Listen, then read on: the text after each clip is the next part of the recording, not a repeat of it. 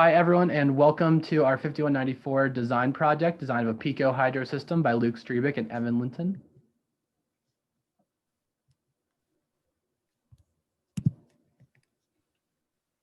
So the resource that we chose for this project is the lower falls of Old Man's Cave in Hocking Hills State Park. Old Man's Cave is one of the most well-known hiking trails in the park, and also one of the largest tourist destinations in the state. It's located in Logan, Ohio, in the Hocking Hills area. According to the geology of Hocking State Park, the maximum head height is 10 meters, and the discharge we'll discuss in the next slide.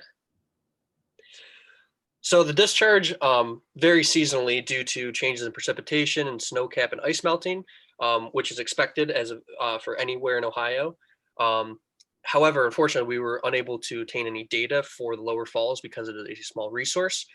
So what we decided to do was estimate it using a nearby and similarly sized resource, which is called Clear Creek, located in Rockbridge, Ohio, about 15 miles away.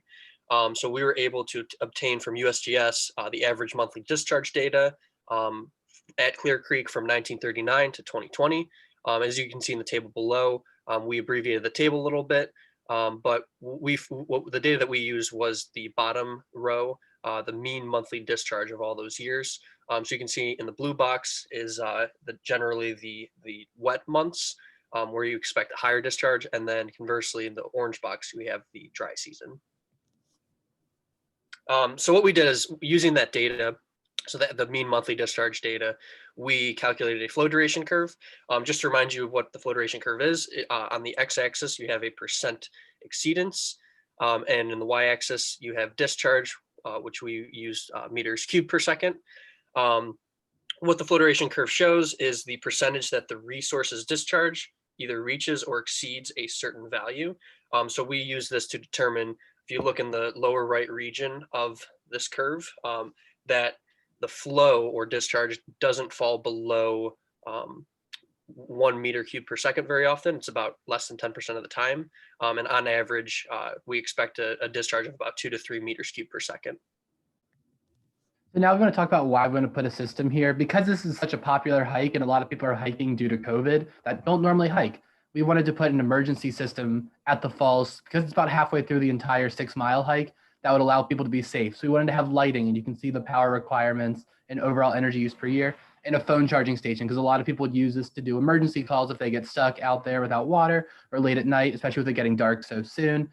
We assumed about 20% charge of a phone, the amount of watt hours, 365 days and 2 charges, to figure out our total power requirement. And because we size this for the dry season, during the wet season, we'll have a lot of excess energy. So we figured that Hocking Hills could use it for whatever they want, but we would recommend stream gauge recording so that they can get a better idea of how of their specific waterfalls, flow duration curve, and discharge tables, and get more real-time data and be able to do more projects like this if they find that the data does support this project is worth it. I do believe it does. So into the design decision, how did we choose to do a cross-flow turbine? Well, we looked at our about 2 to 3 meters cubed per second flow rate and a head height of 8 to 10 meters, depending on which location of the falls you look at. It was right in the middle of a cross-flow turbine, which nice, small, compact, and can be partially hidden behind the waterfall. Looking at it, it's also in the middle of the Kaplan turbine recommendation from this turbine application chart. But because of that design, it's really bulky, it's very large, and there's not a great way to hide it from behind the falls. So we didn't want to take away from the viewer experience. So for our perspective, we recommend a cross-flow turbine.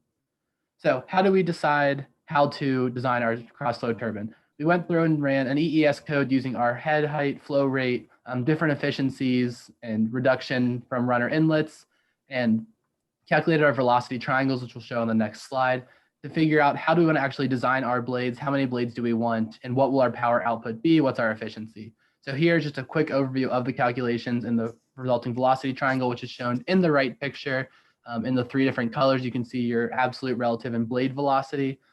And this was the design we actually chose to pick the blades in a blade thickness of 50 millimeters, so that we don't have any deflection when the water actually does hit it. So that velocity curve is good, but you can actually see the full CAD here with the drawing on the left and then the precise blade design on the right, 24 blades, a slight runner, and a nozzle adjustment to help control the actual entry inlet availability to help us maximize our power output. So this is the design that we recommend doing. So when it came to selecting components, we decided to summarize everything in a detailed bill of materials. So some of these materials were purchased from various suppliers, others, specifically the turbine assembly, were manufactured. So some of these custom parts for the turbine, we decided to outsource to a company called Sigma Design Company, LLC. They are a New Jersey-based manufacturer that specializes in hydropower turbines. So generally for these processes, we decided to do some net shape manufacturing processes for the more complex geometries, such as the blades, the rotors, etc., and then finishing, by either CNCing or hand machining for the finer details. So the turbine assembly was estimated to be about $3,800 based off of a similarly sized cross-flow turbine found on another website. And the material selection was generally either stainless or coated steel, which is ideal for hydro applications due to its resistance to corrosion. And then we were also able to find some more standard parts, such as a standard generator that was rated up to 5 kilowatts, which fits our power requirements.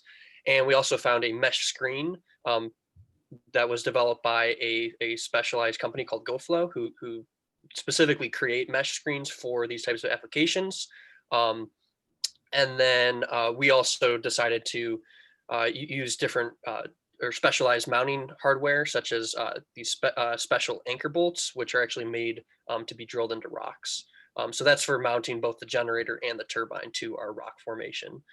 So the bottom line, the total price that we came up with was about $5,110. Next slide.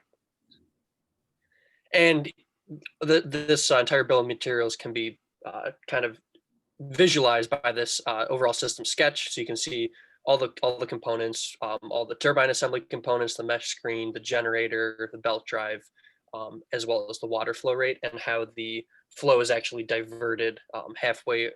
Half of the flow goes through the screen, half of it goes over the turbine. So in summary, we would absolutely recommend doing the project. The total cost of the turbine, and if all hardware for installation, if ODNR does it themselves, about $5,100.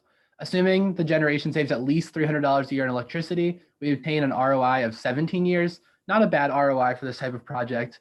And it is a small scale project, but it has the added bonus of being for safety, which the Ohio Department of Natural Resources we believe, be willing to pay extra for to help keep their patrons safe.